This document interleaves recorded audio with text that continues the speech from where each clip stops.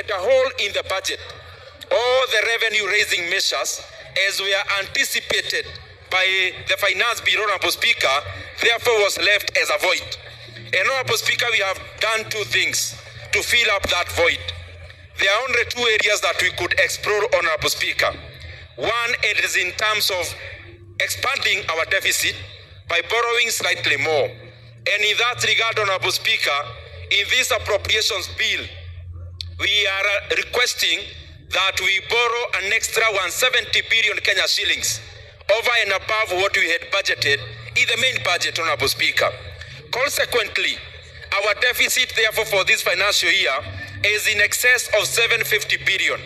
But, Honorable Speaker, to allay those fears, whereas our deficit has moved from 3.83% of deficit to GDP ratio, the current one we are considering, Honorable Speaker, of 4.3% deficit to GDP ratio is still within our range as a country, Honorable Speaker, only that then, there before, we wanted to move out of the hole much faster because of our borrowing, and enlarging the deficit is not a very prudent manner of managing our economy.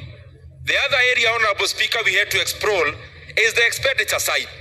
And consequently, therefore, over and above borrowing an extra 170 billion Kenya shillings, we have also cut expenditure to a tune of over 145 billion Kenya shillings, Honorable Speaker, of what we had anticipated, Honorable Speaker, to spend. But, Honorable Speaker, it is important as this House to know that some of the things we have been doing in this House have actually been bearing fruits. So that even as we consider the proposal before us, we must know that it is not haphazard. It is usually very considered, and the more the reason we have been seeing the output in our economy. And I say so because, Honorable Speaker, last year we were in the same process. What were the results? Our economy in 2023 grew by 5.6%. Honorable Speaker, our inflation has now been tamed completely to the recent figures of 4.6%. Honorable Speaker, also, our currency seems to respond to the policies that we have been making in this House, and especially insofar as budget is concerned.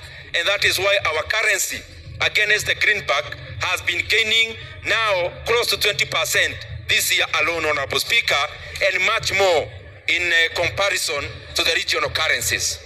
Honorable Speaker, what are the other areas of consideration when we were making this supplementary budget, Honorable Speaker? One, we know that it is just out of semantics that we are calling it supplementary one. But in practice, Honorable Speaker, what we are passing today is actually the main budget. And I say so because the main one was not implemented.